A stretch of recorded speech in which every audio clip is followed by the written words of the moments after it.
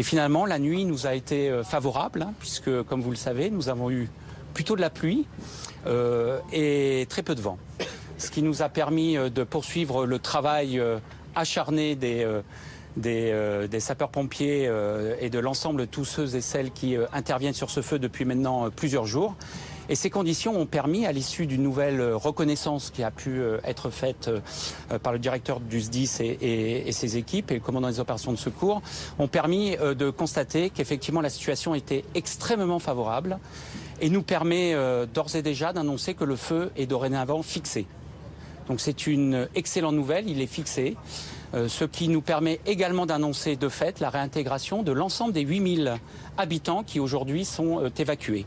Donc nous sommes évidemment très satisfaits. C'est une nouvelle qui nous permet évidemment de pouvoir à nouveau remercier tous ceux et celles qui ont combattu ce feu d'arrache-pied, pain par pain parfois, comme une véritable guerre. Également, on peut le dire, ce mot n'est pas galvaudé. Et c'est avec vraiment une grande satisfaction que je vous délivre toutes ces informations. Vous dire aussi que l'ensemble des moyens aériens et terrestres sont évidemment ont été mis à contribution, tant les sapeurs-pompiers français, les renforts locaux, départementaux, nationaux, mais également donc les renforts européens que nous avons pu accueillir ces derniers jours. Je tenais également à remercier l'ensemble des collectivités qui nous ont apporté un appui extrêmement précieux et avec qui nous avons pu évidemment travailler depuis le premier jour, notamment dans l'accueil des personnes évacuées, dans l'accueil également des pompiers, qu'ils soient militaires, girondins. L'ensemble des renforts ont pu être accueillis dans des conditions exceptionnelles et je tenais à nouveau à remercier l'ensemble de tous ceux qui ont pu contribuer à... Et ce n'est pas terminé évidemment. Mais c'est l'occasion pour moi de les remercier. Remercier la DFCI qui a fait aux côtés des pompiers et du SDIS et qui continue à le faire un travail très très important. Voilà donc ce que je pouvais vous annoncer aujourd'hui. Saluer la gendarmerie avec qui évidemment nous avons beaucoup travaillé également pour sécuriser les axes, pour permettre à ce que les évacuations puissent se dérouler en toute sérénité et de manière ordonnée. Et qui évidemment sera tout aussi vigilant et mobilisé pour les procédures de réintégration donc, de l'ensemble des habitants, des 8000 habitants dans les communes concernées. Voilà à ce stade ce que je pouvais moi vous annoncer comme nouvelle au nom de Madame la préfète. Peut-être Monsieur le directeur si vous souhaitez compléter sur les opérations. Oui, donc merci Monsieur le sous-préfet. Donc effectivement, l'épisode orageux qui a été annoncé hier a glissé plus sur le nord du département. On a eu 2 départs de feu sur le nord du département liés à des impacts de foudre, mais fort heureusement, la zone sud et notamment la zone de l'Andiras a été préservée et même là où on devait avoir un orage sec, on a eu une pluie qui a été assez abondante, ce qui a forcément facilité, je dirais maintenant les conditions dans lesquelles amélioré, je dirais les conditions dans lesquelles on se situe. Donc je tiens à vous préciser que un feu fixé ne veut pas dire un feu éteint. Nous avons toujours un travail qui va être en cours, qui va être fait, notamment en intégrant les renforts supplémentaires qui vont nous venir d'outre-mer à partir de demain, qui vont être injectés dans le dispositif afin d'assurer et de compléter le traitement des lisières, mais également de l'ensemble des points chauds qui continuent à éclore au fur et à mesure, je dirais, du chantier.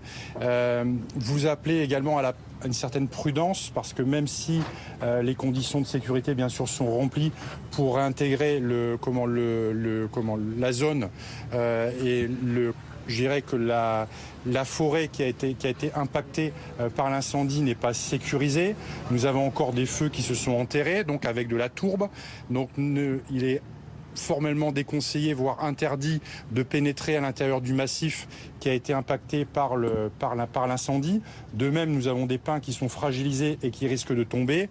Et j'appelle également, même si un dispositif de gendarmerie va être mis en place, le général de gendarmerie va l'expliquer, on a encore des gens qui travaillent dans la zone, au bord des routes. Donc si vous êtes amené, ça va être limité dans un premier temps aux personnes qui habitent dans la zone dans la zone concernée.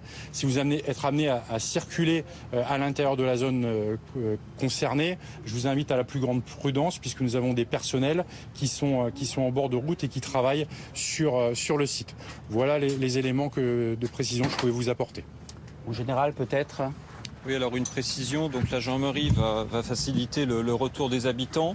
L'accès, toutes les routes sont réouvertes, y compris la sortie 20 de l'autoroute à 63. L'accès à toutes ces routes sera réservé dans un premier temps donc aux riverains pour permettre la bonne réintégration et la bonne fluidité des flux routiers. L'accès aux forêts demeurera effectivement interdit pour des raisons de sécurité, donc des gendarmes sécuriseront ces accès. Et enfin, donc je veux souhaiter une bonne réintégration à l'ensemble des habitants, en particulier les 16 familles de gendarmes qui ont été évacuées dès le début de la brigade de Belin-Bélier. Ce sont donc de très bonnes nouvelles. Réintégration donc de tous, à partir évidemment de maintenant. Comme le disait monsieur le directeur du SDIS, un feu fixé n'est pas un feu éteint. La prudence est de mise et nous demandons vraiment à l'ensemble des personnes qui seront réintégrées de ne pas s'aventurer dans des zones qui aujourd'hui ne sont évidemment pas éteintes. Donc ça c'est vraiment ce que l'on renouvelle comme conseil de prudence. C'est extrêmement important. Et permettez-moi à nouveau de remercier, même si le feu n'est toujours pas éteint et que la mobilisation des moyens est toujours aussi importante pour les jours et semaines à venir, de remercier chaleureusement l'ensemble de toutes celles et ceux qui sont présents, mobilisés depuis autant de jours et de nuits pour faire en sorte que l'annonce que nous pouvons vous faire aujourd'hui puisse avoir lieu dans des conditions, je dirais, aussi rapides. Parce que, évidemment, depuis le début de cet exercice, ce feu est d'une extrême importance, une extrême virulence, souvent versatile. Et aujourd'hui, le travail qui a pu être effectué avec des compétences exceptionnelles, une motivation extraordinaire, les mots sont pesés, me permettent vraiment de remercier vraiment de cette coordination, de cette envie de travailler ensemble, de cette envie de faire en sorte de partager un objectif commun qui est celui, évidemment, d'éteindre ce feu au plus vite. Aujourd'hui, c'est une étape importante. Le feu est fixé et l'ensemble des 8000 habitants de Gironde peuvent aujourd'hui réintégrer dès maintenant, dans les conditions de sécurité qu'on a pu vous délivrer, peuvent retrouver leur foyer et c'est évidemment une excellente nouvelle. Est-ce que le dispositif humain est du coup revu à la baisse ou pas du tout ? Alors le dispositif humain va être adapté parce que on a fort heureusement de moins en moins d'éclosions.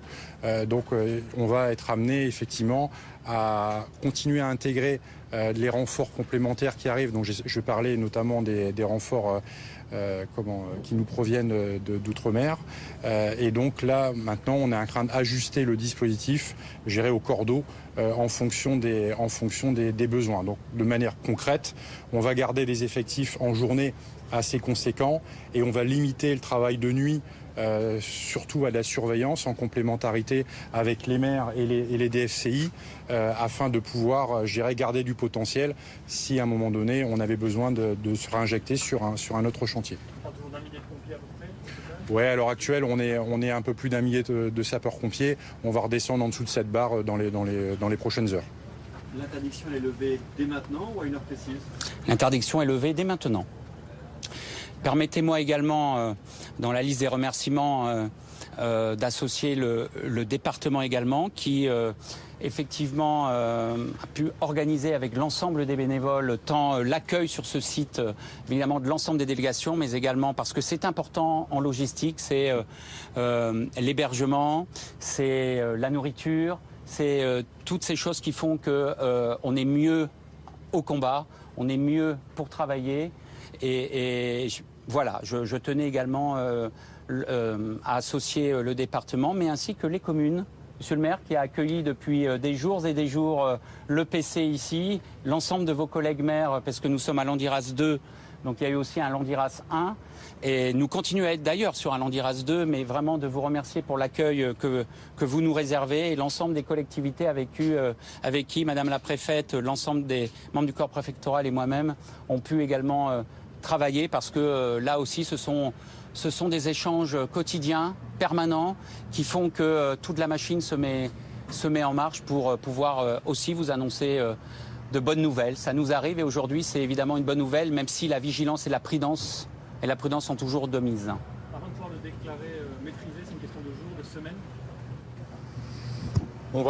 Voilà, comme l'a dit Monsieur le Sous-préfet, les expériences des feux précédents nous ont amenés à être prudents.